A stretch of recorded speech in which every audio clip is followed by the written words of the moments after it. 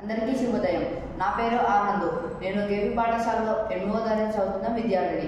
ఈరోజు మంజీరా నది గురించి చెప్పబోతున్నాను. అమ్మ మంజీరా, నువ్వు ఎంత చల్లని దానవే, నువ్వు ఎంత తీయని దానవే.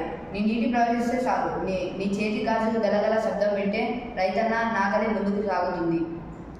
నీ నీ నీ తల్లి మంజీరా, నీ చిన్నబోయిన నేల తల్లిని హృదయాన్ని కరిగిస్తావు. చేదు నీటిలో తీయని చెరుకుని పండిస్తావు. సారవంతమైన మట్టిని తీసుకొని వచ్చి ఎరుగు పంటలకు బలాన్ని ఇస్తావు.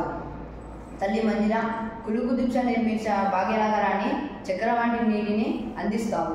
తల్లి మంజీరా, పల్లెలను అమ్మలాగా ప్రేమగా లాలించి స్నానం తాగునీటిని అందిస్తావు.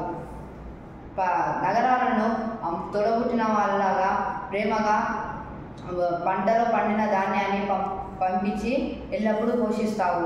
అమ్మ మంజీరా, ఎంత చల్లని దానవే నువ్వు మంజీరా, ఎంత తీయని దానవే నువ్వు మంజీరా. ధన్యవాదాలు.